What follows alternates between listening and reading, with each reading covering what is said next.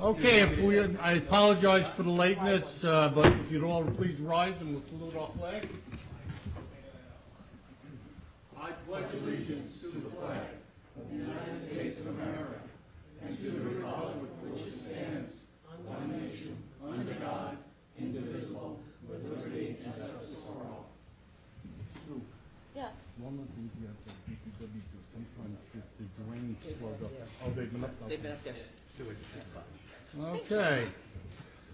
Thank you. This is the meeting of the Hillsdale Borough Council on the 10th day of February 2015. Notice of time and place of this meeting has been provided to the Ridgewood News, Pascack Press, The Record, Community Life. A copy was posted on the bulletin board outside of this meeting room and provided to any interested parties. Please notify the municipal clerk for any disability requirements necessary for attendance at mayor and council meetings. The fire exits are located through the double doors to your left. Please silence all cell phones and pages. Roll call, please. Councilmember DeGeis? Councilmember DeRosa? Yes. Councilmember Lewis? Yes. Councilmember Myerson? Yes. Councilmember Rocco? Yes. Council President Pizzella? Here. Okay, before we get into the regular part of the meeting, I just wanted to let the council know, Sue just asked me, from now on, whenever someone makes a motion, make sure I know who it is so I can say motion by Myerson, second by Rocca, so for the record, I guess they're having trouble understanding. You two sound very similar until I get to distinguish from Okay. just not looking, so I apologize. All right? All right. First order of business, approval of minutes, January 4th, Synodine, January 4th, reorganization, and January 20th, regular meeting. Motion? Motion? Motion by Yeah, Lucas. because I'm okay with female. Second. Second. Second Announce by my name. Frank. Okay. All in favor? Aye. Opposed? Abstain. Yeah, I think I have to abstain from the first one, and I The left Synodine? early on the second. so I'm- January, yeah, Synodine and We did it all at the once? January 20th, that we think? Oh, I'm sorry, we just did it all at once? All four? They're all listed Three together. of them. Oh, I was not here for the January 20th, January, All right, No, wait a let's minute. do it this way. Motion on January 4th, regular. Motion, Chris Lewis. Second. Second, Frank All in Pizzella. favor? Okay. aye. Okay, Synodine, January 4th. Motion. Second. Second, Myerson. All in favor? Aye. Aye. Abstain, or Abstain. Yeah, we're staying, yeah. Because we weren't, you weren't part here. of it. Then January 20th, regular meeting. Motion. Motion. Second. Second. Now, I'm abstaining. So am I. two abstained, Myerson and DeRosa. All in favor? Aye. Aye. Thank you. Thank All right? you. That's- Okay, professional reports. I'm going to bring up our ambulance corps captain first. Captain Beatty, please speak into the mic, give your name and address. Let's see if you can you hear me? Yep. John Beatty, 64 Westdale Ave. So I couldn't make it to January at all to give you guys a synopsis of 2014. So I'm doing that tonight. But to kind of set that up, I want to just give you a quick synopsis of what the 2 years before that held for the Hillsdale Ambulance Corps. In 2012, there were 1,050 requests for an ambulance handled by the Hillsdale Police Department. And we received mutual aid from out of town, 361 of those calls. So we handled 689 calls that year and had a 65% handle rate, which accounted to about 1,500 man hours or so on actual 911 calls. In 2013, there were 1,077 requests for an ambulance. We received mutual aid 237 times, and we went mutual aid 371. So that year we handled 840 of the 1,077, which amounted to a 78% handle rate. We increased 15% that year in the amount of calls we were able to handle, which was great. In 2014, last year, there were 1,141 call requests handled by the Hillsdale Police Department, an increase of over 100 from the initial year, or from 2012. We went mutual aid that last year 477 times, and we received mutual aid only 190. So we've cut our mutual aid into town in the past 2 years by 160 times, and we've increased our mutual aid out of town by 160. So definitely not slowing down. And that means that last year we handled 951 calls, which was 83% of the active call volume for Hillsdale and beyond, which accounted to 2,390 man-hours, an increase of over 900 hours from the 2 years before. We still are all volunteer. We have a average response time from the time our pagers go off to the time we show up at your house of 9.5 minutes, which may seem like a lot, but in an average city atmosphere, which has ambulances parked all over the place, it's actually 10 minutes is the national average. So we are beating the national average with a set of volunteers not paid. So just a quick rundown of our service calls. Of the 1,141 calls, we had 385 medical emergencies, 215 trauma calls, 85 motor vehicle accidents, 147 refusal of medical assistance, which is they called us, we checked them out, and they decided they didn't want to go anywhere anymore. We had 65 psychiatric calls. We had 47 ETOH after calls, 103 simple transportations. We did 20 fire standbys. We had 7 defibrillation calls, and we unfortunately had 6 DOAs, and we were canceled on 61 calls, usually when we were heading mutual aid. We interacted with ALS a total of 412 out of the 1,141 times. We went mutual aid to Emerson 8 times, Oltapan 9 times, Rivervale 78 times, Triborough Towns 45 times, Washington Township 153, and Westwood 181. And our members got really ambitious during the last 3 months and actually handled 3 calls outside of our normal mutual aid agreement. They took 2 calls in Paramus and 1 in Ridgewood because on their way back from the hospital they saw an accident, decided to stop and take care of it before anybody else got there. And we received mutual aid from Emerson once. We did not receive mutual aid from Oltapan. We received mutual aid from Rivervale 44 times, Triborough 3 times, Washington Township 75, Westwood 42. And throughout the year, our ambulance, and unfortunately it was in the shop a lot, it's on its deathbed basically, we traveled a total of 10,000 miles between our ambulance and borrowed loaned rigs from Rivervale especially. So it was definitely a very busy year. We've lost a few members near the end of the year due to resignations, moving off to grad school, things like that. And we've also gained about 4 or 5 new applicants in that same time. So we're staying steady. We're hoping that it continues to stay steady, if not increase. So if anybody knows somebody who wants to join the ambulance corps, the training is free, and it feels good. So that's it. Okay. That it? Yep. Thank you.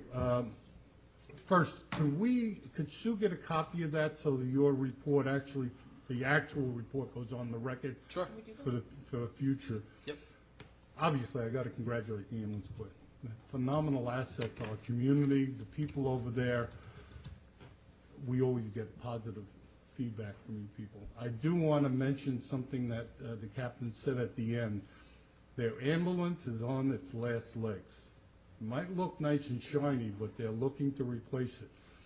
The town of Hillsdale does not fund them for an ambulance. They pay for it through your donations, and I'm saying this to people at home and the people in the audience. Please help the ambulance corps with anything you can so that they can get a new ambulance, because Rivervale's ambulance is in worse shape than ours, but it keeps running. Mm-hmm. So, and if you need a letter to go to Rivervale, you guys kind of stay on the outside. You don't want government interference, but I'd be more than happy to write the letter saying thank you for lending us an email. Okay. But pass on to your people. Thank you. Yeah, a lot of people don't even realize that having an all-volunteer squad show up to your house, how much that actually saves in the long run. We can't control if you get paramedics, which is usually the separate fly car from the hospitals that they, as I showed up on 400 of our calls or interacted with us 400 times. If they show up, you're going to get a bill. there's nothing we can do about that. But you'll never see a bill from us. If you end up having to have a paid ambulance show up to your house, on average, your insurance company's getting billed about $700 for just the ambulance, and then the paramedics is about another $2,000 to $3,000. So having us there, especially for those without insurance, is a huge help, and we're trying to stay in service as much as possible.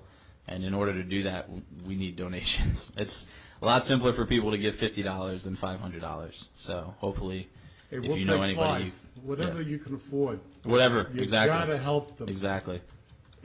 I can't reiterate enough that some people think that, and some towns do, support their ambulance corps through tax dollars a lot more than Hillsdale does. Unfortunately, we've never done that. The ambulance corps is an extremely independent group, and they control it all. They pay for the bandages, they pay for everything. We give them a small donation and help them in a few other ways. But the bulk of the funding comes through your personal donations, and they need your help when it comes to buying it. It's a big number. It's over $100,000. Yeah, and, new ambulance is about $200,000. Two now? Yeah. Our last ambulance, the red one sitting across the street, was $176,000. So you can So- understand the need they have. So let's just keep bringing that up at meetings as we go along. Yeah. I mean, and the increased call volumes hurt us not only because the rig needs more service, but we use that much more medical equipment. So we're replacing stuff more than we used to, and the cost does not go down, as you all know. So, so anything, that's the only thing we really want. We want members, and we need donations. So if you know anybody, anything you guys can do, that would be a huge help. Okay, great, thank you. And give Sue a copy of your report for the record. Thank you, John.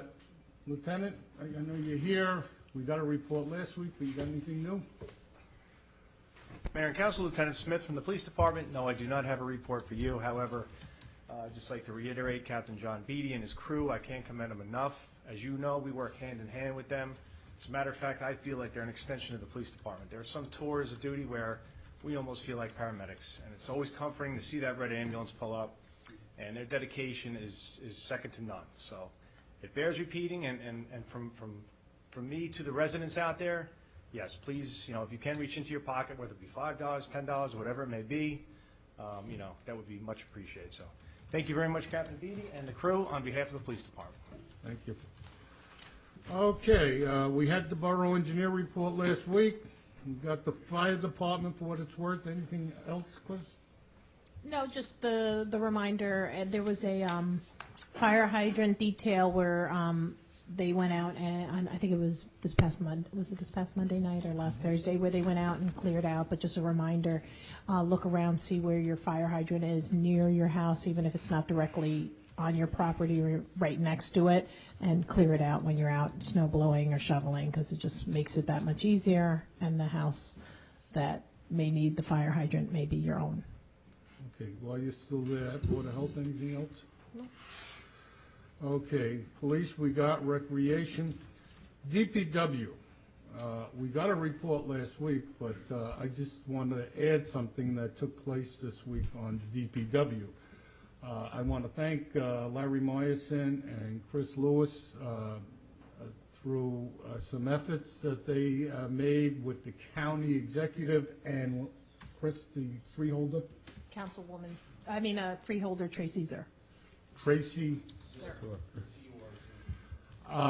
Hillsdale was able to get a loaner from the county executive to DESCO of F-350, I believe. F-750. $750. A truck that plows. That's all I care about. And I want to thank you for your efforts. I want to thank the county executive. I want to thank the freeholder. I will see the county executive tomorrow night and personally thank him. And, this is community effort. This is the council working together. This is just what's good for Hillsdale, getting a truck that just helps us out in a time of need.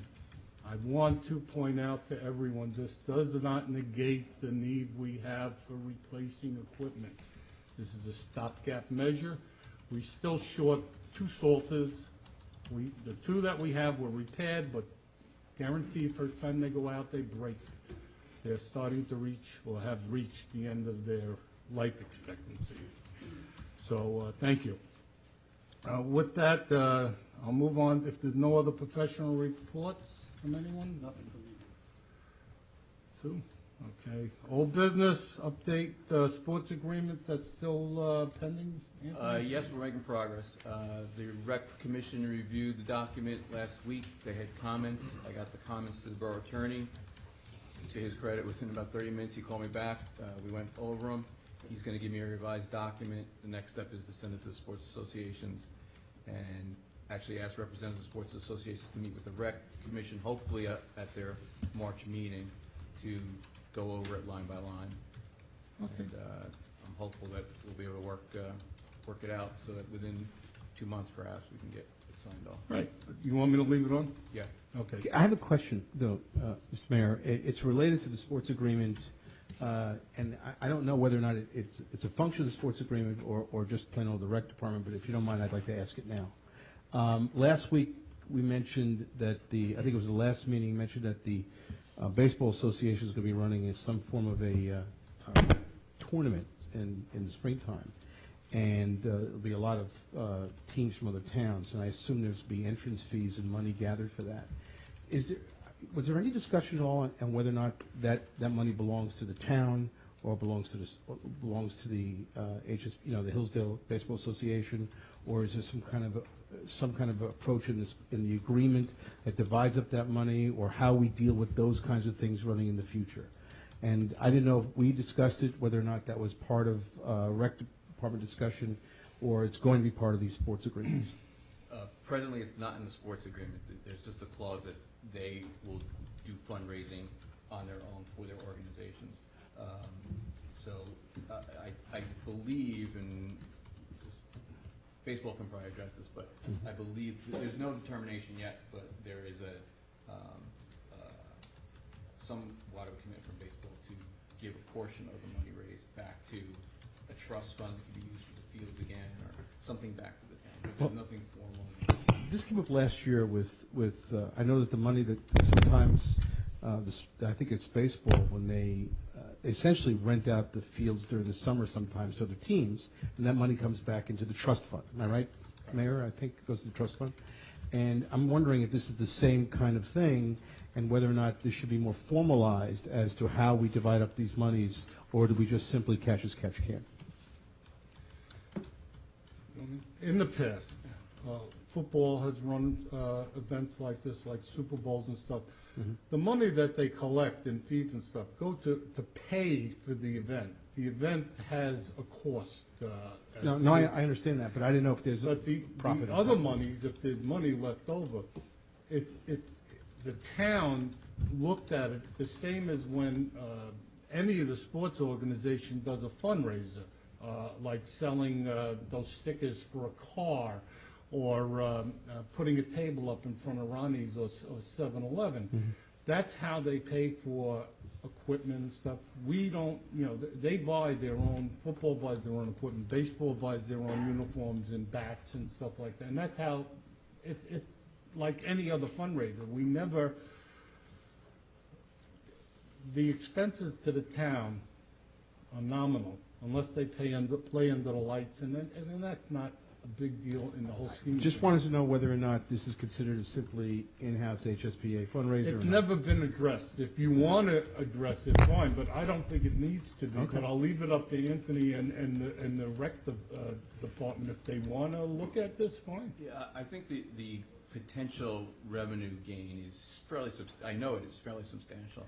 The Rec Commission should probably just talk about. Okay. I think the Baseball Association is prepared in good faith to put money back into the town, but perhaps we should quantify that a little bit more. I have no problem with that, but just understand, it was addressed years ago, and it just, like any other, like the fire department does a carnival, and the ambulance corps does a fundraiser with letters.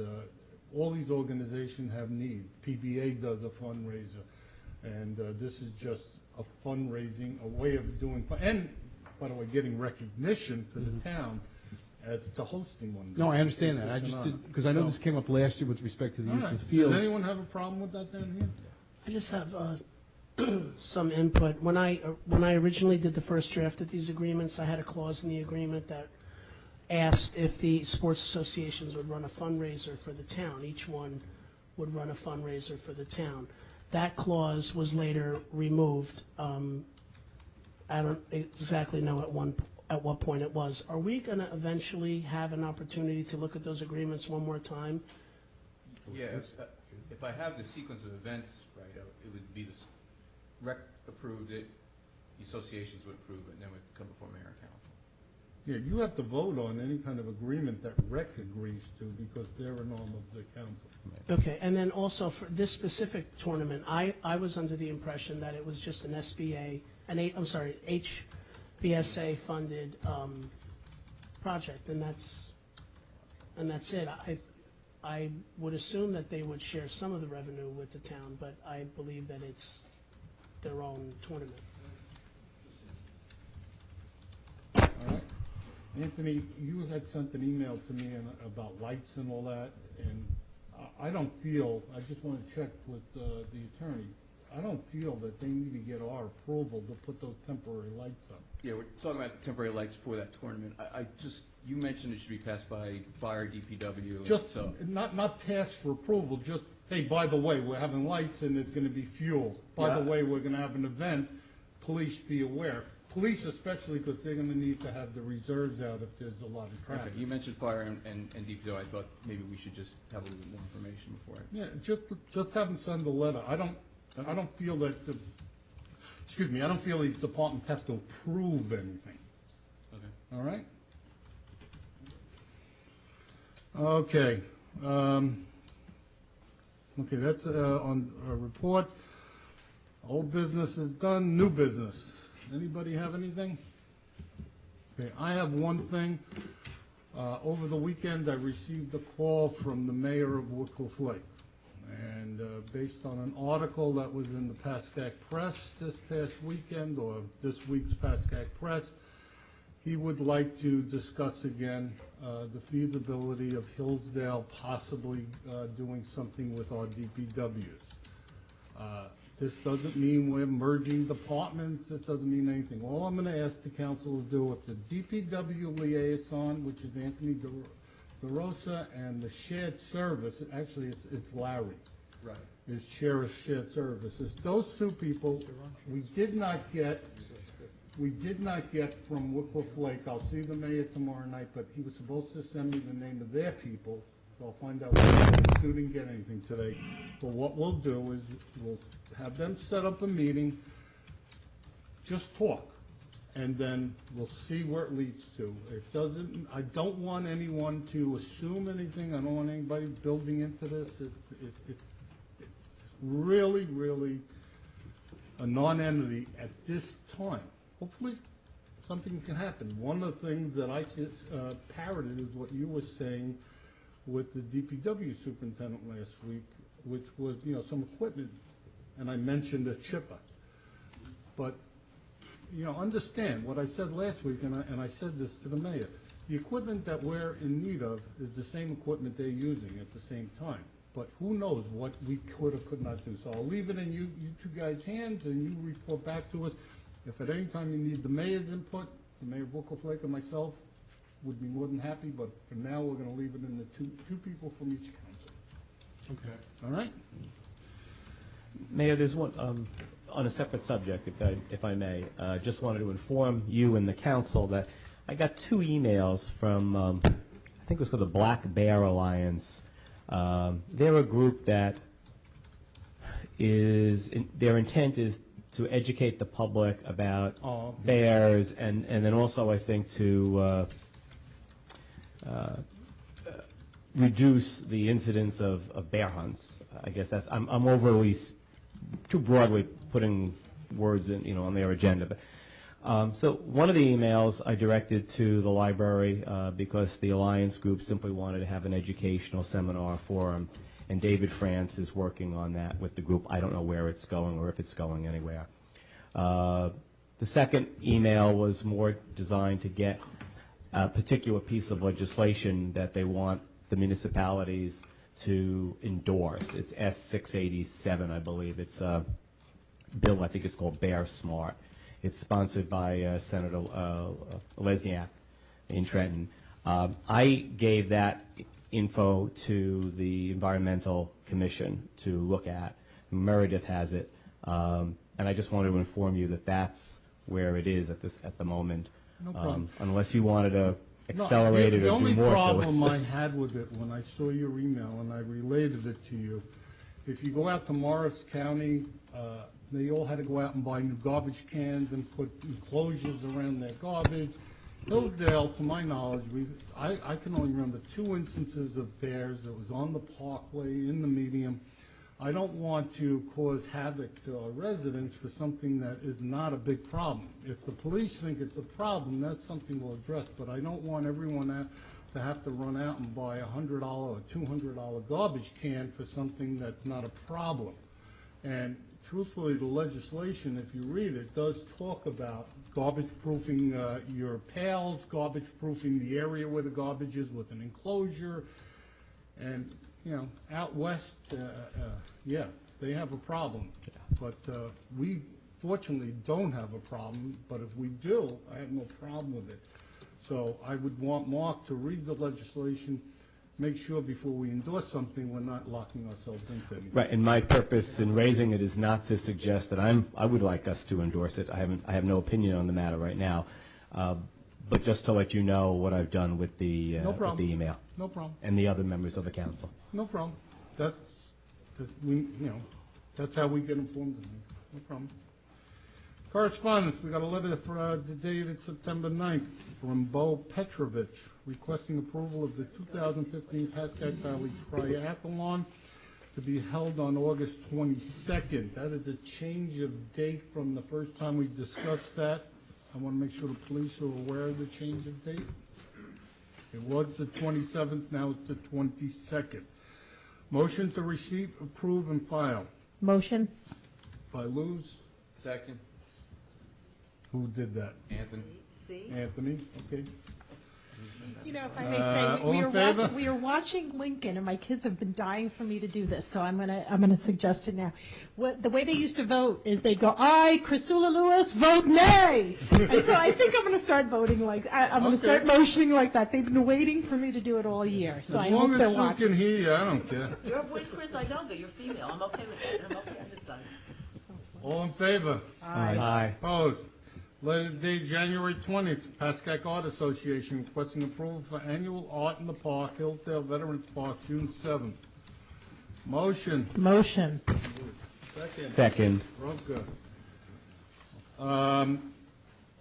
Just make sure that they get the normal letter from the DPW about garbage and all of that good stuff. All in favor? Aye. Opposed? Okay, now I have a public comment portion, and then we'll get into ordinances. Anyone wishing to address the council? This is on anything, right? This is the general portion? Anyone wishing to address the council, please come up to the microphone, give your name and address. No one? Go ahead, come on. My name is Linda Parisi. Please speak into the mic. My name is Linda Parisi, 24 Hunters Court in Hillsdale. I just wanted to address for the DPW, the past year, I thought that there was a big improvement in the leaf pickup and in the snow removal. And I came to the January 20th meeting not realizing that they were having issues with their truck. So I really want to give them a thumbs up on that, because I think if they had better equipment, it would be even better. And so I just wanted to let them know that. Thank you. Thank you. We are addressing the equipment for next year. All I can say is everything was working and fixed and okay in October, and January rolls around and things tend to break. But we'll do our best. But thank you. Anyone else? Lundy?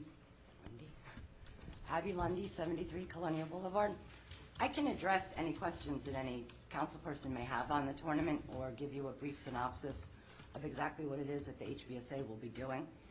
We had to assemble a team of 13 volunteers and be interviewed by a board against 4 other towns to be selected to host this tournament. What we'll be doing is organizing 132 teams from somewhere between 16 and 18 towns. They do not all play in Hillsdale. They play in their own respective towns throughout the summer. The last 2 weeks of July, we have playoff and championship games here in Hillsdale. So there'll only be 2 towns at each level playing here in Hillsdale. It's going to take a huge effort. We do the entire schedule, all the rainouts, all the makeups. We hope to have, with the cooperation of the Rec Commission, all of the snack sheds open. We've been in discussion with them as far as if they give us help, we will work with them putting some money into their trust fund. I don't know if anybody has any other questions, or it's a big effort on our part, but I think Hillsdale will benefit from it. Just make sure that when you get close to that, information as to dates and stuff goes on our website and our calendar so that people know. Yeah, we just submitted something this week to Community Life and Pascack Press. We're going to try and work with some of the restaurants downtown to see if they would be willing to accept teams either before the games for dinner, after the games for celebrations, try and drum up some business downtown. So, see what we can do. Great, thanks. Thank you. Anyone else? Mr. Ward.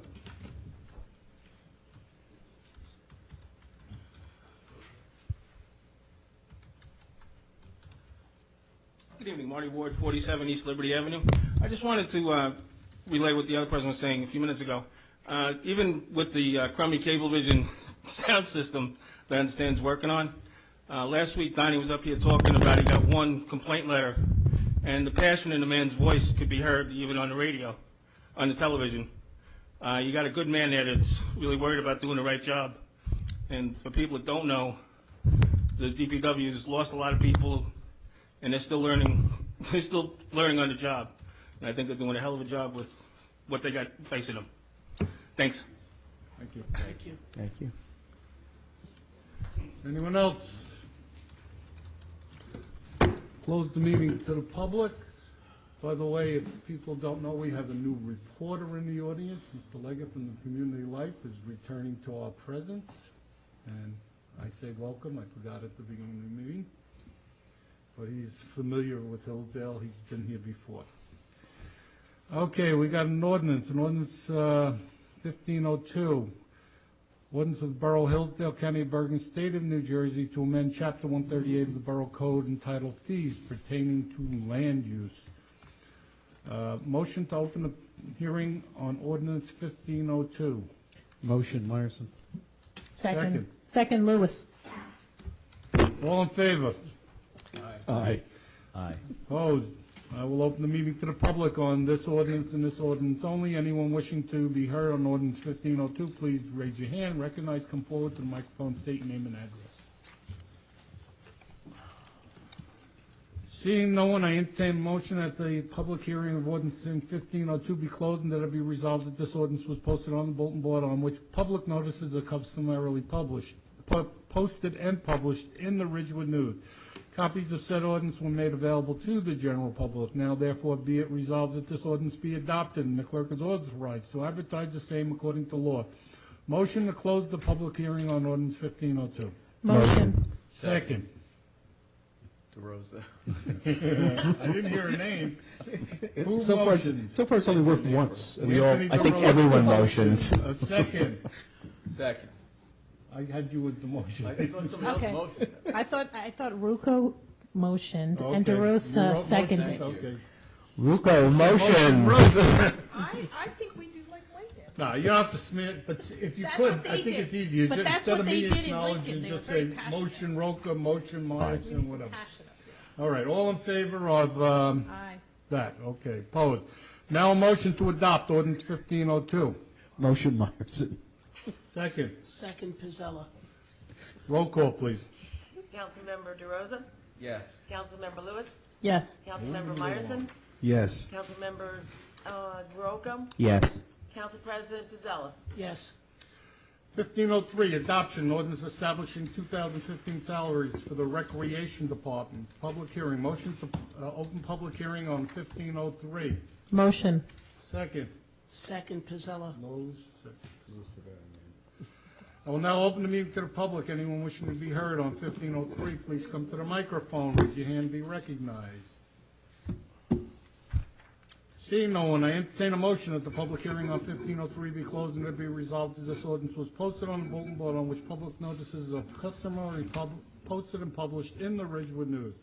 Copies of said ordinance were made available to the general public. Now therefore be it resolved that this ordinance be adopted and the clerk is advertised to advertise the same according to law. Motion to close public hearing on 1503. Motion, Lewis. Second, DeRosa. All in favor? Aye. Motion to adopt ordinance 1503. Motion, Myerson. Second. Rocco. Roll call. Councilmember Lewis, Yes. Councilmember DeRosa, Yes. Councilmember Myerson, Yes. Councilmember Rocco. Yes. Council President Pizzella. Yes. 1504, an ordinance establishing recreation department program and summer camp fees for the year 2015 in the Borough of Hillsdale. Motion to open public hearing on 1504. Motion, DeRosa. Pizzella. Second. Second, DeRosa. All in favor? Aye. Aye. Opposed? I will now open the meeting to public. If anyone wishes to be heard regarding ordinance 1504, please raise your hand, be recognized, come forward to the microphone.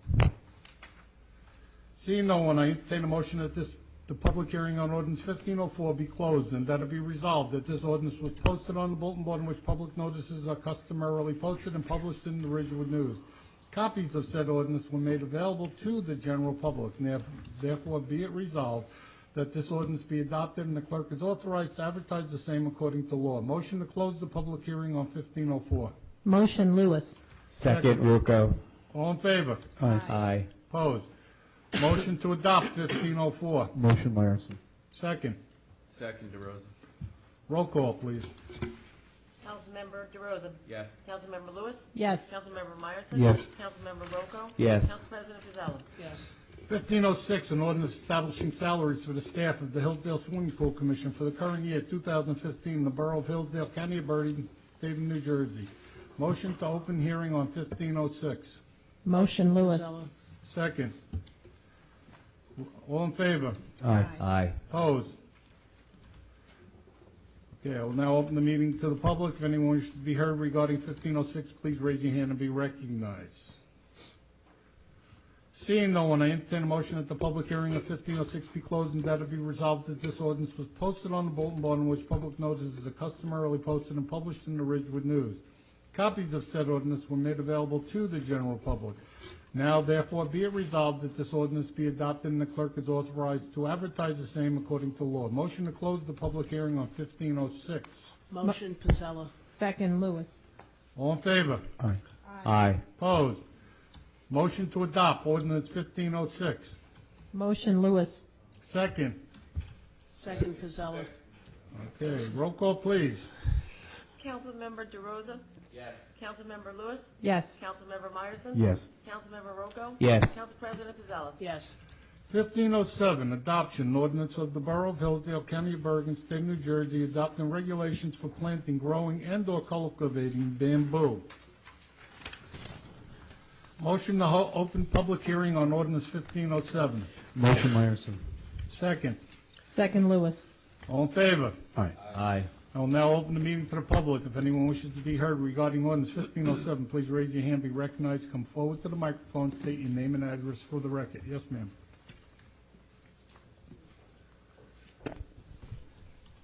I'm sorry. Lisa Shellis, 50 Colonial Boulevard. Can you hear me okay? All right. Thank you, Council. I spoke last August at the August meeting about this ordinance, and it looks like the ordinance has come forward again almost identical as it was last August. If I'm not, if I'm mistaken, please, that's okay. Excuse me? I believe there are some changes. Okay. I'm not seeing any changes. I see the same ordinance, truthfully. It thought we had a looks penalty identical to me, I but thought we had different penalty provisions in it. I read it to be the same. Okay. I'm sorry. that's Maybe okay. we- I have them. I have both. I have them side by side. They look identical. I just wanted to make sure that the letter that I wrote last year and the photos that I provided last year, they're still on record.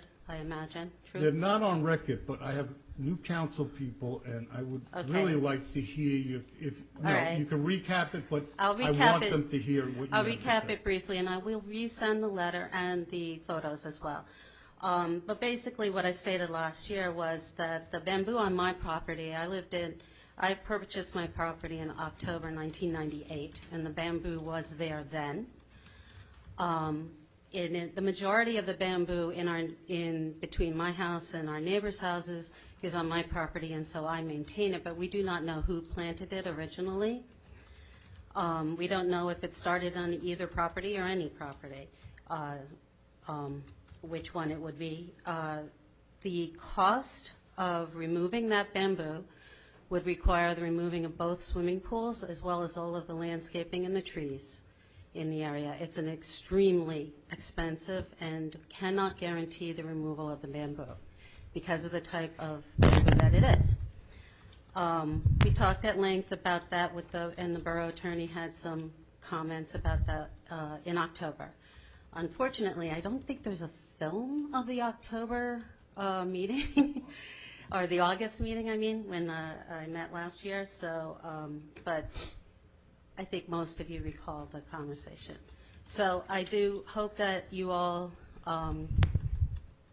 choose to vote on this in a way that makes sense for a homeowner such as myself, who has been a very good homeowner. We've had people come out, look at our property, see that we do keep it maintained, and just have to take that into account when you're doing this. I have a question.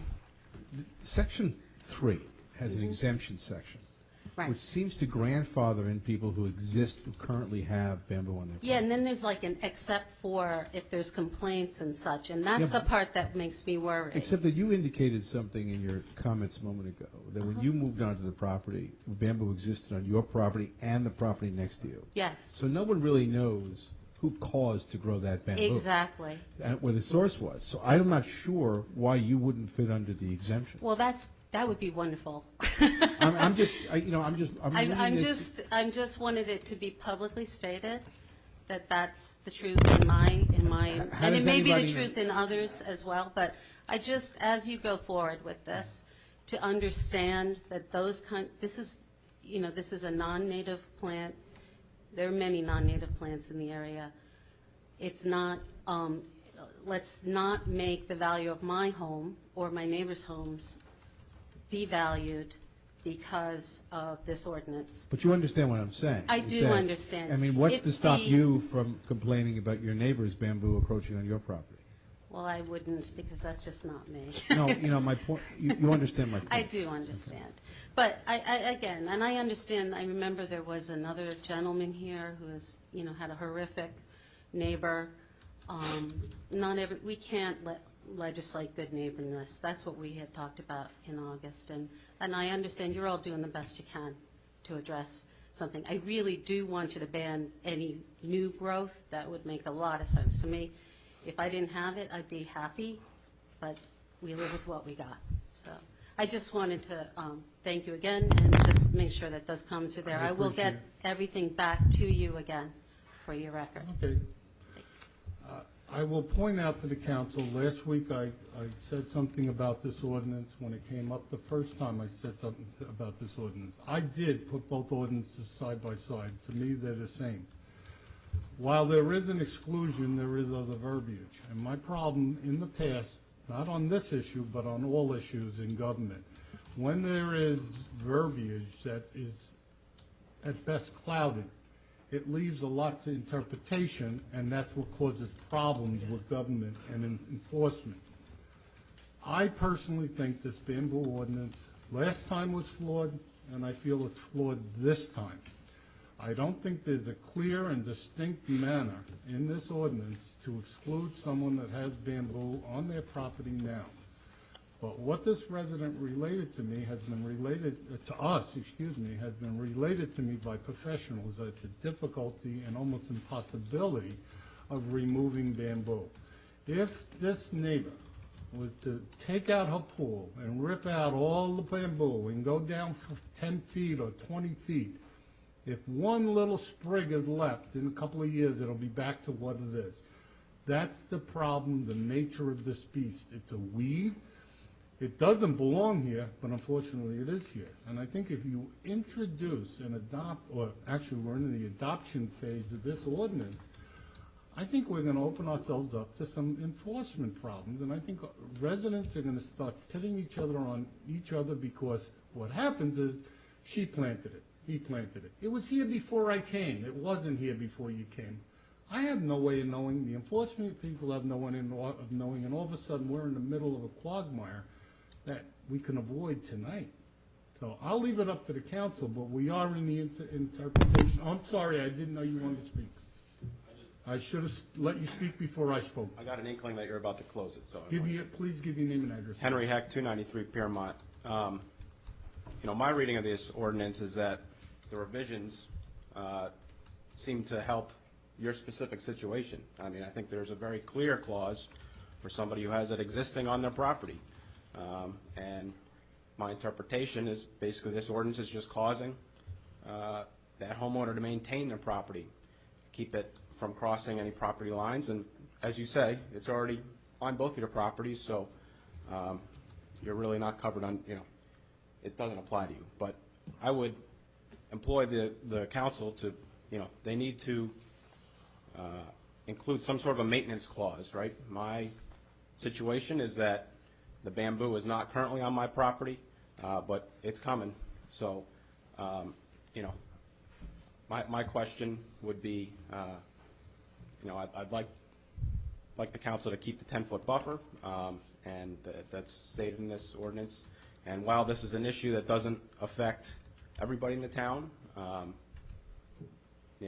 legislating just because it's a sticky situation between neighbors isn't really a reason to strike down the ordinance. So, Can I ask you a question? You said it's coming.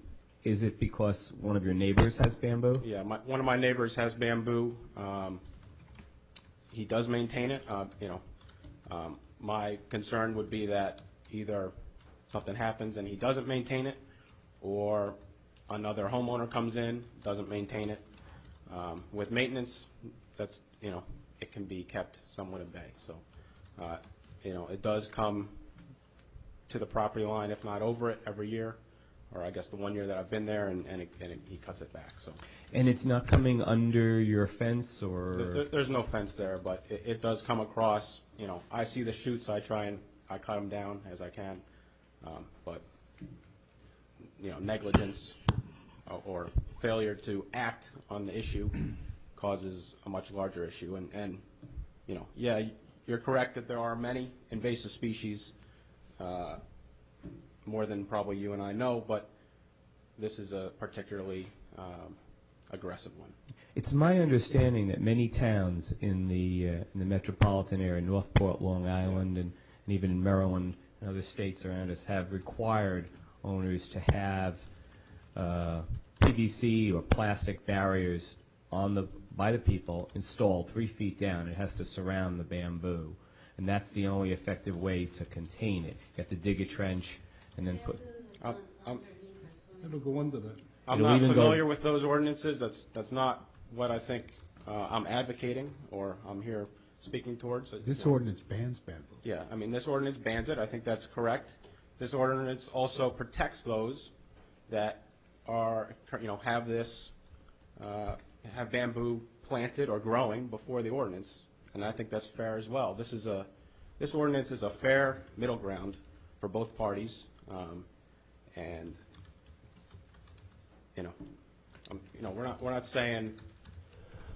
we're not saying I don't want anybody putting in a concrete wall or a PVC or anything. Just cut it back.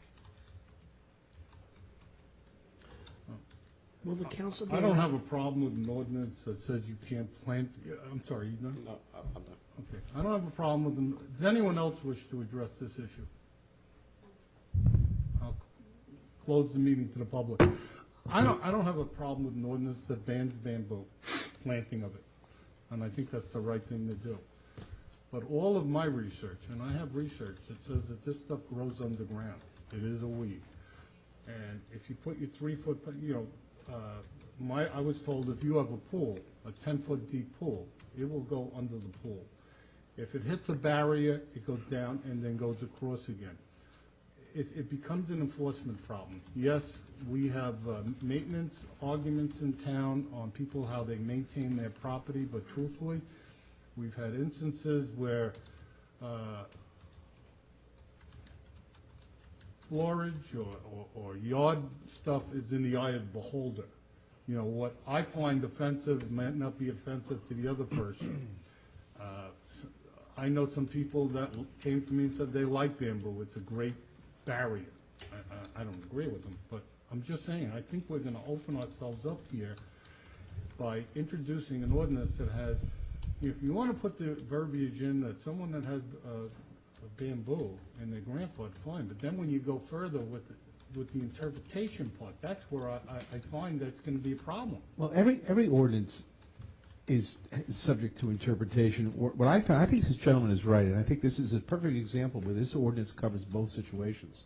I think that if you have bamboo in the property and it's already encroached on the next door neighbor, I think this grandfather clause covers that.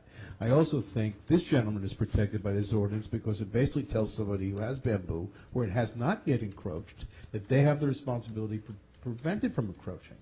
I don't think you're going to get fairer than that. Yeah, but Larry, the problem is the last thing you just said, is how do they prevent it? Just cutting it back, as this neighbor here presents. Well, there was a gentleman doesn't last year, control it. the gentleman last year that gave out a lot of research to us, and I remember reading this research, which says that there is a way to stop bamboo that's not simply burning down your house in the process. He gave the process. It's doable. In fact, I think these folks have done a pretty good job in trying to contain as much bamboo as they can on their property. I don't think things have gotten worse since last year. Am I right?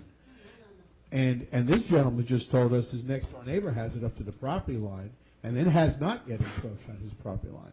So obviously, what they're doing is you maintain it. I'm sorry, because we're on the record, you can't. But Right. This gentleman did say specifically that he and his neighbor had success in keeping it to the property line. So this seems to be doable. This is anecdotal. I know that. I don't know. It's I'm no just study. saying, I think the concerns of this resident here, this resident's concerns are valid. Yeah. He has a problem. But this resident has a problem and a concern. And what I don't like in town is when someone has to interpret the law. And the way I read the law, it's interpretable. Is there any way of making the grandfather clause more specific so that, yes, they control it. How do they control it? They cut it back. The gentleman you're talking about was talking about pesticides and chemicals and killing stuff that nothing will ever grow there. Well, Mayor, these people have the opposite side of the fence kind of analysis. I think the question is whether or not this ordinance protects both groups here. And in fact, I believe it does. And I'm not sure you can draft an ordinance that's any fairer than that. I don't know. I'm just saying, Larry, as a layman who reads the ordinance and seeing things that have gone on in government before with interpretations, it just opens up hosts of problems. Mark, do you have an opinion? Well, maybe this exemption section could be broken down into a little bit better. Okay. And I'm certainly willing to do that. I think that essentially this ordinance says it's grandfathered unless somebody reports that it's spreading. That's my problem. Well, that, We want the ordinance to say that. Can other people comment on this as well? I don't have a problem with banning bamboo, and I don't have a problem with creating some sort of maintenance ordinance. When we just a couple of points. When we last talked about this specific ordinance, and it was this same ordinance, we voted it down, and we voted it down for some specific issues. I might be more willing to approve or vote yes on this if that exemption provision was broken down and made clearer, because I feel that I have the same concerns as I had back in August, which is that this exemption provision really does leave quite a broad amount of discretion to somebody filing a complaint or the enforcement officer, determining on his or her own discretion what's going on. I mean, to me, I feel like as though we impose it sort of imposes a hardship, an undue hardship on the people who have the bamboo that didn't really plant it. If you ask this couple how much they've spent on maintaining that bamboo, because I remember I went to your house, and I have to applaud you because you really have done, and I mean, you dug a trench, you put the fence, I remember it. And I remember you telling me it was thousands of dollars. Now, you didn't plant this. So that's one part that concerns me, is the undue hardship that you put on people who have it, and then have to then make sure that it doesn't grow or cause to grow on another person's property, which really, I mean, there's a lot of discretion into what that means, cause to grow. And then the other thing that bothers me, that creates concern for me, is I think that it sort of could deter people from buying a house if they know that it's there, and if they check into the town and they know that they're not supposed to have this there, and they see all the bamboo in the back and they say, well, wait a minute, now that's an added cost. I have to make sure, just like landscaping would be a cost, if you landscape your home, you now have to maintain this bamboo, which is an added cost to the purchase of a home. And I think that it could impact the value of the home. So for me personally, I would not vote for this ordinance. I might vote for it, and would be more willing to if you could if the attorney could break it down and be more clear as to what the maintenance requirement is for a person who already has the bamboo. Isn't there a way to maybe register? These people could come into town and register with the building department. Look, we have bamboo. It's been planted there. That was my question too. How does one go about establishing that they have it so that the grandfather clause is in effect? I think this is, you forgive me, I think this is a matter of all of the horrors that you just pointed out, Frank, are why you need an ordinance to stop it from spreading. So that it isn't on the next guy's property and it becomes his problem. And that's fine, and you can do that by saying no bamboo as of 2015, and then you also say anybody who has bamboo, it can't spread. But that's my issue. So what does that mean? How do you stop it from spreading? This Then you gentleman have just to said it maintain it. spreads on his property. And that's my issue. No, but I think the issue here is that, as Councilman Pizzello pointed out, I think he's right in the sense that if you were looking at a home and the home had bamboo, you'd think twice about buying it. But at the same time, if I was thinking about buying the home next to his, I would also think twice, and I would be encouraged by the fact that Hillsdale has the ordinance, because it would give me some comfort in knowing that the ordinance is going to require my new neighbor has to control it.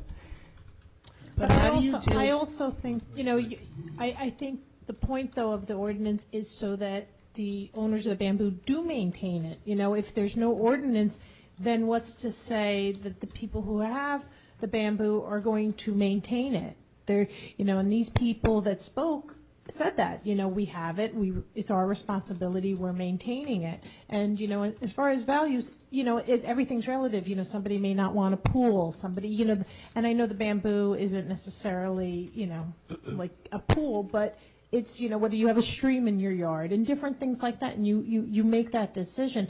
But as long as there's the maintenance, I think the ordinance makes a structure there so that there is maintenance of this bamboo, because if left to its own devices, it will, take a life of its I own. don't have a problem with maintenance. I'm saying that I'm not an attorney, so You don't have to. I rely on attorneys' advice. But when I read an ordinance like this and then take my years of experience dealing with other issues like this, it just opens up problems. If you can make it more distinct as to how something, for example, if I have poison ivy on my property, but my neighbor doesn't, all of a sudden he gets poison ivy. Did it come from me? It's an airborne weed. It's a seed. Now all of a sudden, can he sue me because the poison ivy? I don't know. Wait, you're See, this is- confusing. I'm sorry. This is not an airborne weed. I know. This absolutely comes from your. But it goes underground. Absolutely, and like oil contamination or anything else that goes Absolutely, underground. right. If it's on your property, you're responsible to contain it, period. If In you my ha- mind. But what can they do? That's not the borough's issue That's or right. problem, That's right. but there are people who are doing an earnest job and apparently doing it. But my point is, if in fact her bamboo travels to the neighbor, now maybe she has a nice neighbor now that tolerates, someone new moves in. Now all of a sudden, under this ordinance, can they sue her because it travels? Well, under- but her problem is it already exists. Her Yeah. case, the traversing the property line already exists. No, I'm saying if it wasn't. If it wasn't, Well, yes, the borough would that's say that gentleman's issue. And the borough would say, wait a minute, ma'am, your harmful and noxious plant, which is no fault of your own, but in fact you do own it. And same as if you bought a property that had a leaky oil tank, it's yours now, you gotta fix it. That harmful plant, if it starts to damage someone else's property, that there has to be, that you could be issued a summons, which But means. what can she do, or what can the resident do? I am not a horticulturist, I don't know. And that's but- not our concern? No, I don't think so in the least. I mean, honestly, the idea is, I don't know how you stop oil from flowing from one property to another either, but. I think oil's a little different. I don't. But I'm just saying. but the ordinance is exactly the same. The point is, under this law basically takes care of both of these situations. And it does put the onus on a property owner who has bamboo, who moved in when bamboo existed already, because he can't, with this ordinance, he can't plant it new, but has bamboo ready to say, you have to either remove it, or you have to make sure it doesn't go on the next door neighbor's property. And that's essentially that's what protects that gentleman, just like Councilman Rocco says, if he wants to sell his property, he needs a level of protection. And that's what this ordinance does. And I think All I'd right, be let's see if responsible to there's do it. anyone else that has anyone else down on this end have something? Yeah, isn't this tantamount to a nuisance? Would you say it's a nuisance? Yeah. Yes. But that's a I'm civil asking the action. attorney, would you say it's a nuisance? Sure, there's lots of things that are nuisance. Okay, and nuisances can be regulated, right? I mean, there I are think certain things. This is the regulation of a nuisance. I know, but there's nothing in this ordinance that gives the homeowner that has this bamboo through no fault of their own any guidance as to maintaining it. There's nothing here. I don't It's think- it's That's left what to I'm the saying. They discretion said of it's some. not- that's No, not it's our left to concern. their discretion. In other words, when we have tree ordinances that say how you can cut trees, we don't tell you how to do it. We leave that to the arborist or tree professional who comes and cuts your tree. We say you cannot maintain a tree in unsafe condition, you cannot maintain a tree that's a danger to another property, you cannot maintain a tree that may fall into the borough right of way. We don't say how you have to maintain it or cut it. We are not, respectfully, you guys do whatever you want, we are not in the business of giving horticultural advice. I know, but we are in the business of letting them know when it becomes a nuisance, It right? becomes it does. It In says this that- ordinance, it becomes a nuisance the minute it encroaches on somebody's property. Well, and that's the classic definition of a nuisance. You can do anything you want on your property, but it becomes a nuisance when it crosses the property line. And that's I can't think, again, I'm trying to fathom this in a way that I can maybe verbalize better. I can't think of a clearer line. It leaves your property, it's now a problem, because it's a problem for you, and we have an interest in protecting other members of the public from getting the same problem. And I could see, personally, I think this language is probably fine, but I could certainly tweak it a little if you like. No, if you have no problem with it, but John, you have. I had a question. It's sort of like to another section, though, of the proposed legislation. In Section 6, it talks of penalties, and you look at B. My question, and maybe this is directed to council, is this referring only to public land or to private property as well? Because it talks about if the violation is not remedied within the time set forth, the borough is authorized to remove or have removed any encroaching bamboo and take all reasonable steps to eradicate the regrowth of the bamboo on the public rights of way. It's just for public right of way. The borough's not going to go on private property and get rid of people's bamboo. Again, what I think it says is if you look at exemptions, this ordinance shall not apply to any landowner or possessor of land who has planted or caused to grow on his property within the borough prior to the date of this ordinance. Very simple. So, And, however, if any portion of such bamboo has been allowed to grow, extend onto other properties, that's a violation. I mean, I think that's I mean, in my opinion, if you don't want to do the ordinance, don't do the ordinance, but. No. I just would like to see some clearer language under the exemption part. I mean, What clearer language would you like? I don't know, I'm not the attorney. I mean, I would like to see some clearer language. Except that I'm not sure what's not being Larry, prescribed here. Okay, this whole everybody section, the whole section under unless the code enforcement officer determines on his or her own or upon complaint from an abutting or nearby property owner that any portion of such bamboo has been allowed to grow, extend roots across or extend branches, stalks, or leaves. I mean, so you mean to tell me if these people have done everything physically, financially possible to stop the bamboo from growing, but it still comes over and a little leaf pops out, somebody can file a campaign?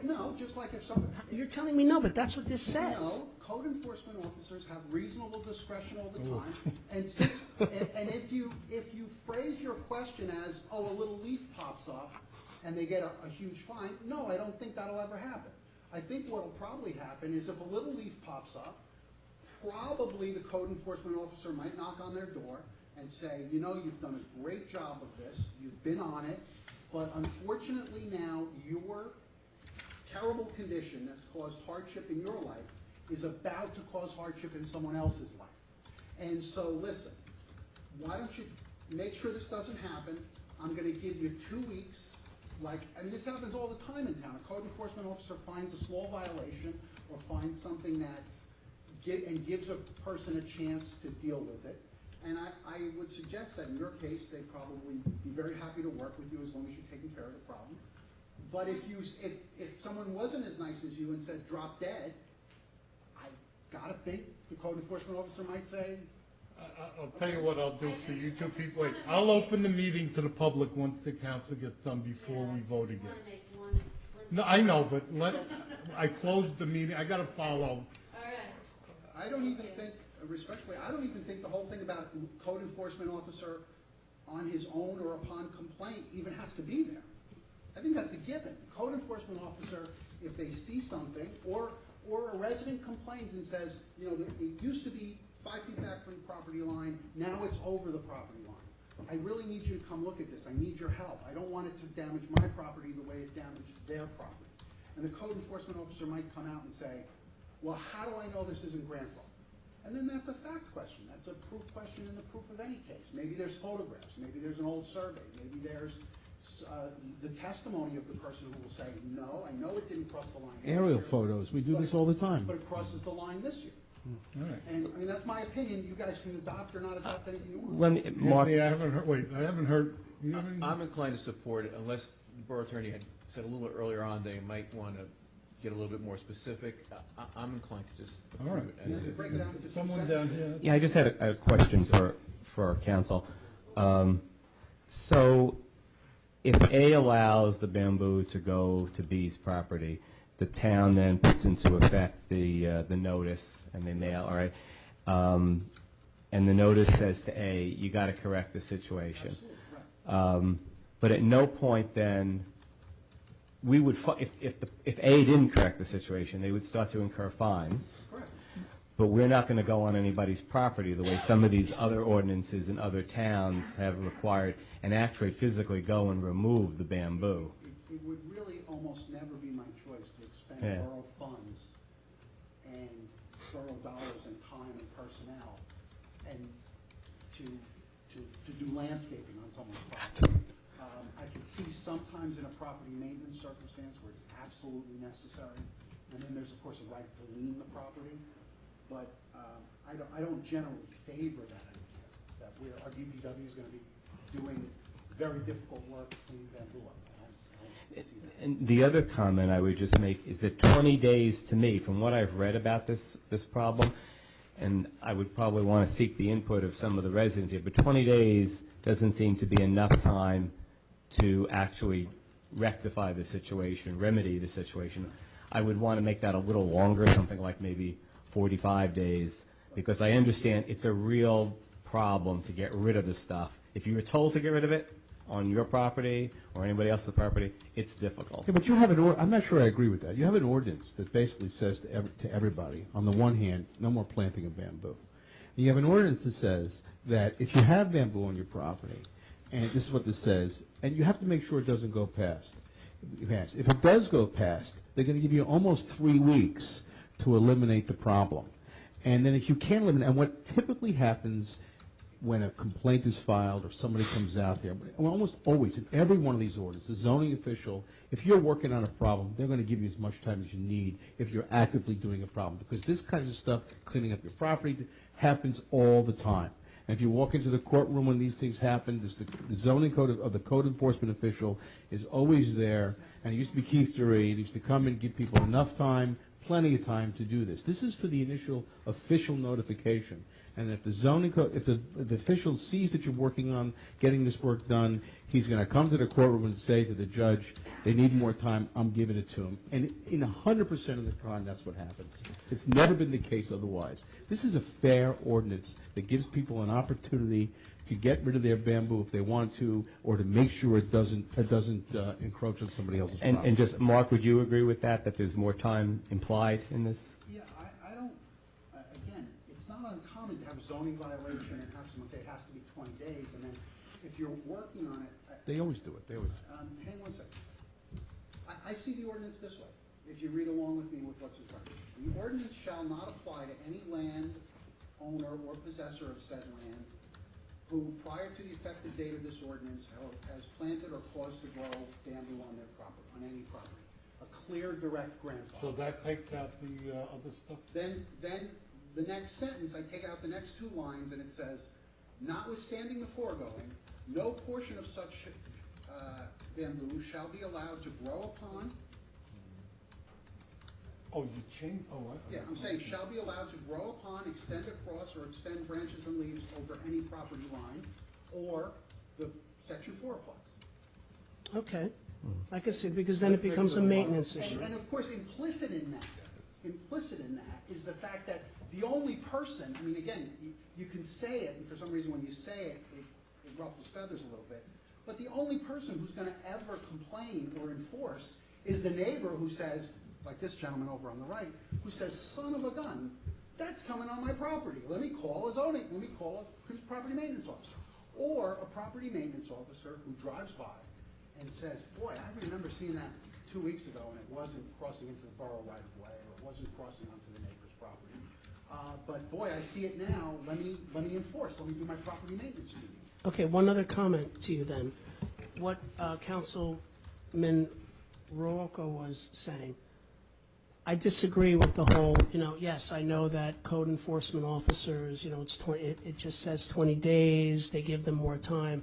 But I would also say that Sue would maybe agree with me on this one, that when the code enforcement officer tries to give some time, she usually does end up making herself, exposing herself to a lot of ridicule, a lot of torment from outside. And I think that we need to give the code enforcer enough tools to be able to enforce the ordinance. So if 20 days is not a lot of time, I don't think the answer is, they sort of give them time if they're, let's extend it so that the code enforcer has the ability to enforce enforce the ordinance, and that the resident has a reasonable amount of time to address the concerns of the abutting landowner and the code enforcer, as opposed to hoping that, the code enforcer will give the person a little bit more time, and everybody in the community will understand that the code enforcer gave the person a little more time. Why don't we change that to 30 days, which seems a reasonable compromise? And even if on the 30th day, the code enforcement official wrote a summons, it wouldn't get to municipal court for another 3 or 4 weeks. Okay. In which case, the person would get something like almost 2 months before they actually had to stand in court and explain Okay, why they didn't take care of it. let me just throw a perchance. If a neighbor complains to the code enforcement officer that bamboo is traversing onto their property, the neighbor that has the bamboo that pre-existed immediately goes out and takes care of the problem. But 3, 4 weeks later, 2 weeks later, it sprouts up again, because you might take care of it here, but it pops up there. Do you start all over again, or, see, what Councilman, I forget, was it, one of you said, Frank, I think it was, said, the code enforcement officer gets put into a very tenuous position. You all know what I'm referring to when it comes to property maintenance. And what happens is that the complainer goes to the code enforcement officer and comes before the council saying that this person is not doing her job, or he's not doing, because it was not just her, it was prior one too, I want tickets now, I'm writing complaint. What happens if, if 10 days into the 20 days, or 30 days, it pops up again? Does it start again? Yeah, it starts again. Okay. Just like a property maintenance violation. If you get a property maintenance violation for not cutting your grass, and then 20 days later you cut your grass, Right. then that complaint is either dismissed or dealt with. And a new one starts. And a new one comes up. Now, specifically in grass cutting, probably the first time the property maintenance officer says, all right, thank you for taking care of it, that one's on me. Second, third, fourth, eighth, 10th time, the property maintenance officer starts to say, hey, wait a minute, I'm not so sure you're really being diligent about this. You may be cutting corners here. And in which case the property maintenance officer may not dismiss that one. May say, look, you got to pay a fine on this one. Even though you cut it now, you got to pay a fine because I can't come back here every week. So the ordinance I envision would be, the ordinance shall not apply to any landowner or possessor of land who, prior to the effective date of this ordinance, I don't even like has planted or caused to grow, has any bamboo on their property. Just keep it simple. And then it says, notwithstanding the foregoing, no portion of such bamboo shall be allowed to grow upon, extend across, extend branches, stalks, or leaves over any public right-of-way or onto any private property. Does anyone up here have a problem with that? No, The change? I think it's fine. The 30 days is fine. I'm fine with it. It's fine. Okay, so it's a compromise that everybody's willing to do? How do we amend this All right. legally? Right. Okay, if everyone up here is done, because they both raised their hands, I want to give them an opportunity if they want to say something else. So what I got to do is open the meeting to the public again. If you wish to say something, come to the mic. I just have a question about procedure. How do Wait a we minute, I just amend? you were done. But we don't have an amend, we have a My next question is going to be, can we do this since it was introduced in a different verbiage? And you got to answer that. What? Yeah, I think, listen, I think it's a de minimis change because I really don't think I changed anything. Okay. I just took out the part that said, upon report by code enforcement or property owner, which I think is implicit in every ordinance. All right. Do you guys want to say anything else? I'm sorry. Yes, ma'am. You got to give your name and address again. Lisa Shellis, 50 Colonial Boulevard. First, I just want to say that pretty much in vehement agreement with what he's saying for any planting that's going into a new property. And I appreciate that you've been using our property as an example. I just want to clarify that when I purchased my home in 1998, the bamboo already existed in the neighbors' yards, so that it's not encroaching. You're on the record. Just clarify. You're on the record. Thank you. Imagine you have photographs of your kids by the pool, or photographs which in the background clearly demonstrates that. Which And is- God forbid you got a citation, you'd be able to prove that case very easily. by having us all testify in your case. Yes, sir. Give your name and address again, please. Henry Heck, 293 Piermont. I just want to say I support, I think you're making reasonable changes. And I just want to say that the ordinance, I don't envision the ordinance being a substitution for just good neighboring, right? It's just a backstop if something were to happen, right? Everybody needs to take personal responsibility to control the issues on their own property. However, I think we have a great opportunity here to You know, we have a good grandfather clause, good opportunity for people to take photos of what is existing on their property, you know, free, clear, and open. You know, everybody, we have an open meeting here. And, you know, you talked briefly about, somebody mentioned, I think it was you, Mr. Pizzella, mentioned the cost to the homeowner who has the bamboo. Well, I think this is a due diligence ordinance trying to prevent that cost from spreading to others, right? Cost has two sides to this table, right? Right now, for me, it's just a lot of effort, you know, trimming it back if it comes over, but there's two sides to cost. Thanks. Okay. Anyone else? Okay, I'm going to close the meeting to the public again. I'm going to ask for a motion to adopt. Motion to adopt Meyerson as amended. Wait, let me just read. Motion to close the public hearing. Motion to close. Second, DeRosa. Of what? Close the public hearing. Okay, motion, okay, all in favor? Aye. Opposed? Okay, what's the, Bamboo ordinance is 1507, and I'm gonna seek a motion.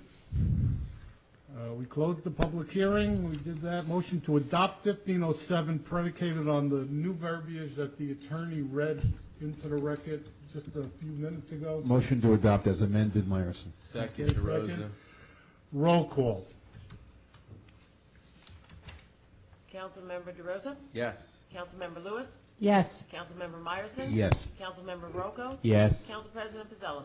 Yes. Thank you, everybody, and the public for your comments.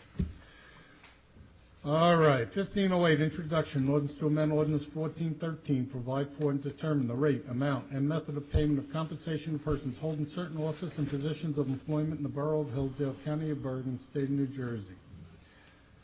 Motion? Motion, Lewis. Second? Second, Rucco. Roll call? Councilmember DeRosa? Yes. Councilmember Lewis? Yes. Councilmember Myerson? Yes. Councilmember Rocco? Yes. Council President Pizzella? Yes. Be resolved, this ordinance 1508 does now pass a first reading, and said ordinance be further considered for final passage at mayor and council meeting in municipal building 380 Hillsdale Avenue, Hillsdale, New Jersey, on March 10, 2015.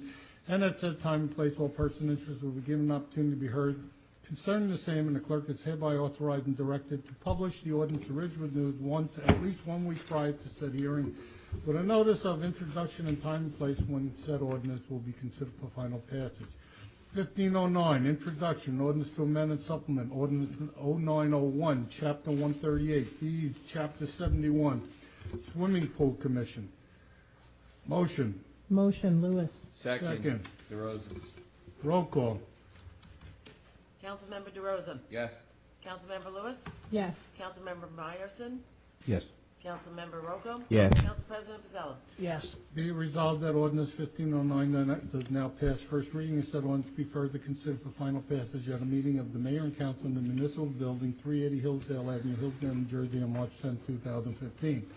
And at said time and place, persons interested will be given an opportunity to be heard concerning the same, and the clerk is hereby authorized and directed to publish said ordinance in Ridgewood News once at least 1 week prior to said hearing, with notice of introduction and of the time and place when and where said ordinance will be considered for final passage. Resolutions, if anyone wants to pull anything, please let me know.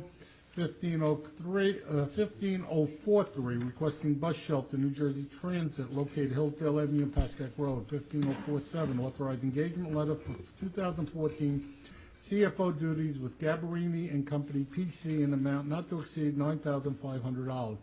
15057, authorized refund tax payment.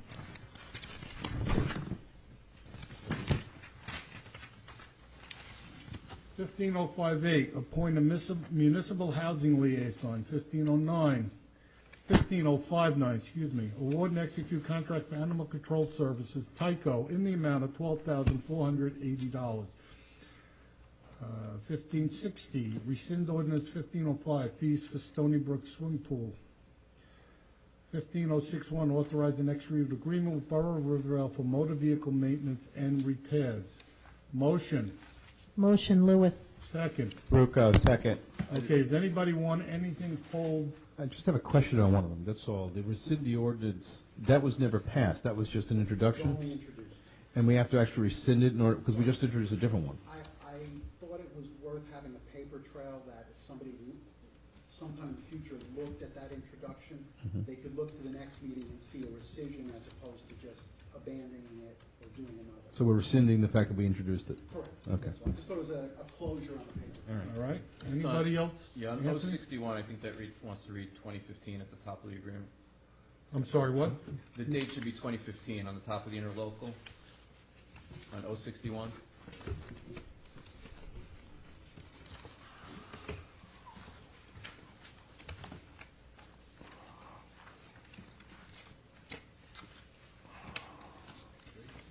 You got Interlocal that, sir? services agreement, this agreement made this day of, it says 2013, should be 2015. That was from Riverville. Okay. Yes, I will change All right. that. Sorry. All right, with that minor change, I had a motion, I had a second. Roll call, please. Councilmember DeRosa? Yes. Councilmember Lewis? Yes. Councilmember Myerson? Yes. Councilmember Rocco? Yes. Council President Pizzella? Yes.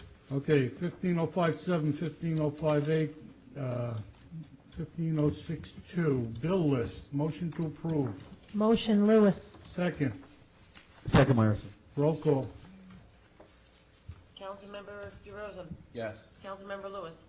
Yes. Councilmember Myerson? Yes. Councilmember Rocco? Yes. Council President Pizzella? Yes.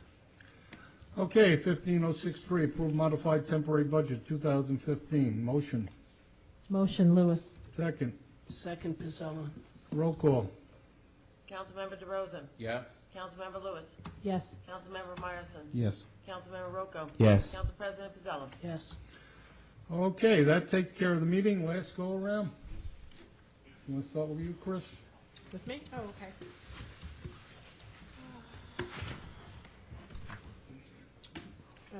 Okay. On a piggyback on thanking for the fire hydrants, I wanted to thank Johnny Steep and Timber Tree for donating his loader while the fire department was out cleaning out the fire hydrants. His time and his loader really made the work go quicker.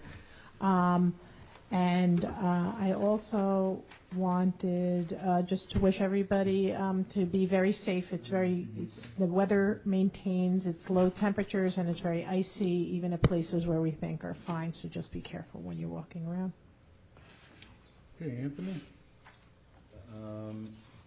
On the local Board of Education, just an update, the board chose to extend the time to fill the first position. There's two positions open.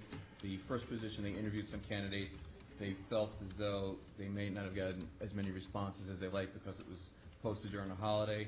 So they hope to choose someone by the end of next week for the first position. And the second open position, they are accepting still letters. If anybody's interested, contact the Board of Education in Hillsdale. I attended my first regional Board of Education meeting, introduced myself and Council President Pizzella, as will be liaisons going back and forth between local and regional. They just reported on a 3-year self-assessment regarding HIB, that's the harassment, intimidation, and bullying law, and they were happy to report that over the 3 years, incidents that were reported have been cut in half. Anything Goes is the Passaic Valley Spring Musical, March 19th, 20th, and 21st. Aside from me and my counterpart who I met, the liaison from Montvale, we were the only people in the audience. And I submit, if you're concerned with how your tax dollars are being spent, not that the school board isn't spending it wisely, but you might be better off attending some of those meetings in addition to the meetings here. I updated you on rec. Stony Brook sent out the survey that they were talking about to people who didn't sign up last year to kind of get a feel for why they didn't choose to sign up. And Councilman Rocco, Woman Lewis, and I attended an orientation on Saturday that the Municipal League gives for newly appointed officials. About 100 others were there. They talked about budgets, procurement, labor relations, ethics, and our role with the professional staff. It came in pretty handy. That's it. Thank you. Larry? Thank you, Mayor. I just wanted to piggyback on what you said earlier. I also want to thank the county for coming to our help.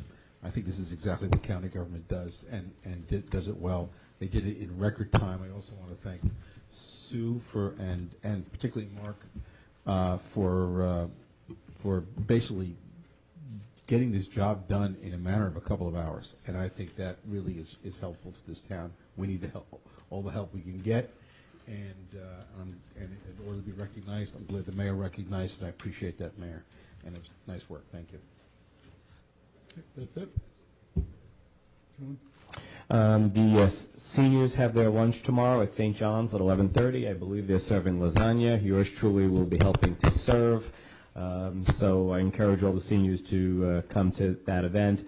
I've been told that the van is working, and it is as of right now it is. However, if for some reason overnight it doesn't work, I know I'm going to hear about it tomorrow at 11:30. So, John, what about the driver that they needed? Has that been taken care of?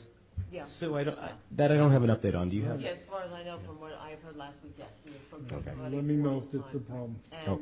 Mr. Ward has also agreed to be our backup. So, Uh-oh. thank you, Marty. He's a good driver. I've ridden with him. Yeah. We're making progress on the closing in on finishing up our interviews with the various departments for budgetary purposes. We have 4 scheduled for tomorrow, the Finance Committee, with OEM, construction, the police, and I'm missing some, Planning Board, I believe. I wanted to also echo the comments of gratitude to the ambulance corps. A few weeks ago, they came to the aid of a neighbor of mine about 12:30 in the evening, and it was really a thing to behold. They were very professional, went through the removal of the person and putting them in the ambulance, and off they went to the hospital. And it's comforting to know that this service does exist in our town, and it's basically for free. So again, seeing it firsthand, I wanted to thank the ambulance corps. And yes, Anthony, Chris, and I went to a seminar on Saturday. It was a good orientation, and the one thing that I did find surprising, I wasn't aware of this, is that the state has passed a change in the law regarding the budgets, that we now have to put out a user-friendly budget in addition to the normal budget submission that we would make. I think that's a good thing for the townspeople if it means that they will understand how we are getting the money and how we're spending the money. So I look forward to that. And that's it. I'd like to thank our borough employees and our volunteers, as well as also thank the county executive and Councilman Morrison and Councilwoman Lewis for their work in getting the additional plow. I want to remind everyone that unless I'm incorrect, nothing has changed regarding Woodcliff Lake's attempt at leaving the district. And so one of the things that we all need to still continue to be vigilant upon is what's going on with that, because that will impact our schools and it will impact our taxes. So please keep that in mind. Thank you very much. Just to answer, I did say something to him Sunday about that. As I say every time I meet him, the mayor will conflate. Stop suing me and we'll talk. Mark, anything? Nothing, Mayor, thank you. Sue? Yeah, I do have some stuff tonight. On the administrator side, I have to stop and think first. March 3rd, the next council meeting, we will be hosting an elected official session given by the GIF that was done in AC for council people, elected people to attend. It starts at 6 p.m. We'll have a light dinner, munchies. Each attendee gets a $250 credit towards the reduction in their insurance fee, so it's something that I encourage The you all. town gets a credit. Town, not the people themselves, but the town gets it, yes. Yeah, not us, the town, sorry, each town. There was a discussion regarding the light at Broadway and Park Avenue. I have spoken to Butch, our OEM and light person. He said that these fixtures are special with special bulbs, so we can't change the bulbs out. No, I was talking about the Right. shields. Right, you can't, it's all one, it's the whole thing, it's a special unit. However, he said that along the railroad tracks, they had changed the bulbs were changed out and the ballasts and the bulbs from the FEMA money when they did it a couple years ago. Public Service can put a light on the corner with an extended arm. We would have a different lens, different color, so it won't be as bright, but it will light the area. So if you're interested, he said the cost is about $12 per month. we can get public service to install. I spoke to, on one of the councilman's suggestions, the Board of Ed BA for the schools regarding the truck with the plow. She informed me that they had gotten this plow a couple years ago because they contract out their lots. And this little plow, the smaller truck, does behind the school where it's not contracted out. She said she really is not willing to loan it out to us only because they do need it and it's a small plow. She also told me that there are residents that are calling the school complaining about the roads not being plowed. And I encourage everybody, please don't call the schools. It's not their responsibility. Call the Borough Hall. There's email ways to contact us. We are inundated with complaints when the snow hits, but the school can't handle it, so please contact us. We'll take care of it on our end. Let's see, COA update. There was an oral argument on the 6th of January, but no ruling has been handed down, so right now it's status quo. I also received a phone call from Mr. Huntington, Russ Huntington, regarding Mr. Fornazer? Sorry. How he was still inquiring about the property next to his on Hillsdale Avenue. He wanted to speak to the planner, so I said speak to Darlene, because Darlene Green, our COA person, planner, could explain it better than I. She I don't understand what he needs. I wouldn't have. He's more interested in it, but she explained to him that it's still COA property, that we haven't rezoned. However, there's other restrictions of the stream and stuff like that, which we've talked in previous meetings, so. But it's a decision of the council whether they want to pursue it. And Right, I thought the but council Mr. wasn't interested. Well, we hadn't gotten any, because Mr. O'Brien brought about the stream and the encroachment on the 150, whatever that statute. So there was no decision really made, except that we were waiting to see the COA. All right, So I how's don't that? see any, okay. No, I'm not saying we're going Yeah. forward, he just was inquiring. I was pretty sure we said no. I thought we said no. In Well, fact, I I'll thought go back. I thought that Mr. Bernstein reported to us on the lack of changes in COA or what. Well, and that we was delayed it, holding and us then up it's- because we don't know if we're No, gonna need and then we it. said Yes. subsequent to that, we said no. We said Okay. no. Yeah, I thought we were I don't told think that the we would planner has have to to get involved. we would have to find other COA properties in order that was to it. We do had it, and we dedicated- said we yes. didn't have it, and we didn't But want I to think start it to was, get our into no it. was predicated more on COA, but a lot of other problems. But we with said the no. inherited property that. But also, we didn't know if we need that property for our COA thing, because it has not come down yet, so we're not giving it to anybody, because we might need it ourselves. On the other hand, too, on the clerk end of it, the election packets will be coming out shortly. I'll try to get them together by the end of next week, so whoever's going to be running for election in the primary will have that ready. I also checked into a transcription service, since there's a lot of talk about minutes and things like that to go back out. Turns out the service I spoke to is one that our court administrator speaks to. It takes, let's say approximately, we've roughed it out, about 3-hour meeting. They do a page per minute, and it'd be about 180 minutes, and there's an average of 25 lines per page at $6.50 per page. It would also be in a court format, so Mayor Arnold had said that like when you would go to a court. Be a different format than what we have. She also said they would get back to me an original and 2 copies, and it would take approximately 2.5 to 3 weeks to turn around, depending on how busy they are, which is longer than. But what's the difference in cost between what we presently? We pay $3 a page. And Our they're current talking person, about- $6.50 a page. So we're more than doubling our cost. And it would be more pages, too. The other thing, too, is that the gal that we just had, she was with us from May through December. We paid her just under $600 for the year. So it's not going to go up much for next year. So just something to consider, that if you want to go to a national transcription service, that's what we're going to look at, and we'll have to budget for it. I have another note that I'm not sure what I put for. Also, we got a letter from Lurch, Fincy, and Higgins. I emailed it to you this afternoon. I have reached out to Mr. Lurch to find out when and who, if he wants the entire council to sit with, if it's just finance, some ideas of when he would like to meet. So when I get that information, I will let you know. I'm pretty sure that's the report that he gives to the whole council, but find out. Yeah, I'm going to get details, so I think that's enough. That's it? Yes, Okay. that's it. Mayor, I have just a quick question for Sue, because when she mentioned elections, several residents have asked whether the town would be well served to consolidate where elections are held. In other words, we hold them in 3 spots now. What if they're asking whether it would pay to consolidate in. We discussed that, and the problem, I don't feel that they should be the deciding factor, but the chairs of the Republican and Democratic committees in town didn't want to do that.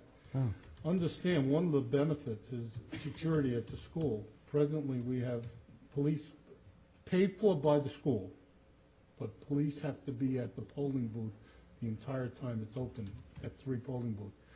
When I spoke to the maintenance manager, Mr. Pfeiffer, he didn't see any reason why he couldn't accommodate the 3 polls at George Way. But it was dropped because the chair Party people chairs. didn't want to do it. But I think it's our decision.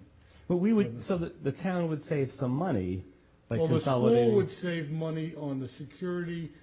I don't think we would save any money because we still need the same amount of poll people and everything else. But it's a matter of security and disruption of the schools that would be a little better. Well, I only raise it because several I've residents gotten that too. have posed that question to me. I didn't have an answer, but I said it's probably been discussed at some point in the deep, dark past. It does put a was little discussed bit of several an times. inconvenience on people that live near Meadowbrook and live near George. Well, the Smith. problem, I'm not sure we want to get into a long discussion about it now, but it Yeah. was discussed several times, and what you're talking about doing is taking people from Meadowbrook and from Smith and putting them all in George White. And I'm telling you, that does create a lot of people in District 6, which is up by, up on the hill and lower than that, we have trouble getting people out to vote now. Now, if you're going to get them driving all the way across town, you're going to drop down the percentage by a dramatic amount, which is why, by the way, the municipal chairs don't want to do that. That was the argument. Okay. So, it's something they consider. It's up to you people. But the security I think, is more important than someone driving across town. Thank God we don't have problems in this town. But you know what? You never know. Security has not been an issue, though. We have never had a problem. Well, an issue in Sandy Hook, and I don't know how, unfortunately we had that's shootings. I don't think you could compare Sandy Hook on Election Day. But then you could with- close the schools for election day and get the kids out of the school. Yeah. On a presidential election day, they do close it. I didn't mean to deter us at this point. I'll talk to Sue maybe at some point in the future, and we'll see if we can work out numbers. You got crazies all over the place. Okay, the only thing I want to mention, because people mentioned all the other stuff, I do want to caution people leaving the building. I don't know how cold it is out there, but we've had people fall on our stoops because it freezes while we're talking. I just want to say to the public, Hillsdale is still seeking a permanency in the CFO's position, and we've advertised for both a full-time and part-time CFO, and if anybody wishes to apply for that position, they can send a resume to the clerk, and it would be considered. But we are moving forward on getting a CFO, so this is one little form of advertising that's free. With that, do we have closed session? We do, very quickly. Okay, I'm going to accept the motion to go to close. Motion to go to close, Pizzella. Second, Lewis. All in favor? Aye. You want to read that thing, or we don't have to, you don't feel we... No, I didn't get into Do you have your copy? Sue, do you have that? Yeah. No, I didn't get one. Here, read 'em. That's okay, I got it. Whereas Borough Council of Hillsdale, subject to certain requirements of the Open Public Meetings Act, whereas the Open Public Meetings Act provides an executive session not open to the public may be held for certain specified purposes when authorized by resolution, whereas it is necessary for the Borough Council of the Borough of Hillsdale to discuss in a session not open to the public certain matters or items allowed by the applicable statute and designated below. These would be matters concerning personnel and/or collective bargaining agreements, and those matters would be related to a grievance which has been filed and appealed to the government. Thank you. The mayor has left the building. Chris,